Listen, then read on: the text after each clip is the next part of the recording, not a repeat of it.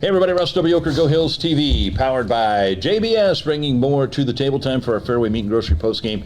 The Warriors get the win, go to 12-3 on the years. We win at 72-64 over Highland. The Cougars out of Freeport, Illinois. Coach Sash joins me now with the postgame show. Coach, obviously we had a pretty sizable lead there in the first half.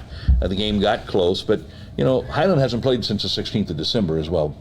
Ultimately, I'm sure as we'll get into, there's things that you would like for us to do better, but that's a good basketball team we beat tonight. Yeah, it's a good basketball team. You know, I thought the first half, you know, we went through probably some long stretches where I thought we were pretty good offensively, and we guarded, and we were really attentive to our game plan. I didn't really like how we closed the half. I thought we turned it over and gave up a couple easy baskets, you know, to end the half, and then I didn't, you know, feel like the same team for us came out in the second half, and I thought that they came out, knocked the rust off, kind of like we did last week in the second half, and they came out and they were pretty dialed in, and I thought they played harder than we did in the second half, and luckily we were able to hold on and win the game. In the locker room, did you address the fact, just what you talked about, that we were probably going to see a different team in the second half because they had been off for two and a half weeks? Yeah, you know, we didn't really talk about that. We just really talked about us continuing to try to do our best, and you know, it was a struggle in the second half for me to figure out who was locked into trying to do their best. I didn't think we had a lot of guys kind of going different directions tonight, and I don't know what the lack of focus was on that, or you know, my message to our guys is you know, don't get bored with success. I think sometimes, you know, these guys, they put in a lot of extra work. They've had great practices. They do the right things. And then, you know, sometimes when you have success, you can kind of start maybe taking a shortcut here, taking a shortcut there, and stop doing some of the things that made you successful. And, you know, really I've just tried to talk to them about, you know, don't get bored with the process of getting better and doing your best. We had 9 turnovers at the half, and then we ended up with 21. Their pressure seemed to cause us problems, or more so probably a little lackadaisical on our part. But talk a little bit about the issues that we had there with the turnovers in the second half.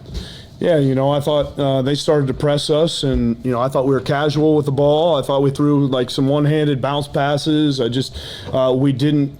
We kept looking behind us when they were here, and we had a guy open up the sideline, which we were trying to get them to attack and look up the floor and make them pay for pressing us instead of just playing side to side and being really complacent. And I thought we were complacent and they were aggressive, and you know, that's why they were able to, you know, turn us over.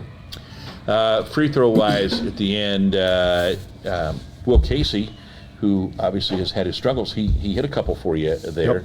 And then Mpaka hit 2 and kind of took care of business there. But Will Casey was the guy who I did name as my Scooters Coffee Player of the Game. Comment overall on his performance tonight.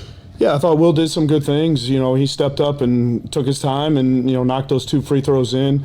You know, getting to the free throw line was something that we emphasized at halftime. We were 1 of 3 from the free throw line in the first half, and, you know, I thought we settled for some jumpers and, you know, didn't attack, and, you know, thought we did a better job of that in the second half, and, you know, go 15 of 22 from the free throw line on the game, 14 of 19 in the second half, so 74%, pretty good. And, you know, Chris and Will, those guys, and, you know, a handful of other guys on our team, every day at practice, when practice ends, they usually are shooting, you know, 50 to 100 of those things, and, you know, trying to make them game-like, and, you know, trying to rep it out so that when they get in the game, they've done the work, and when they've done the work, then they have confidence to step up there and knock those in.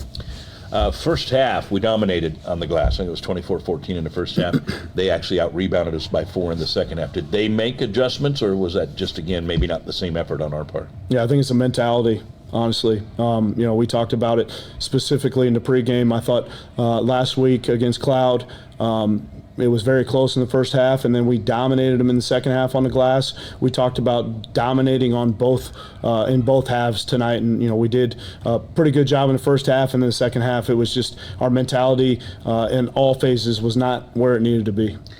There were quite a bit of time tonight. You know, I'm doing the broadcast and I'm looking out there, and I'm starting to feel like this is we've got a really good basketball team, and then you know, you have the little bit of lull in the second half, but they're young kids. It's going to happen.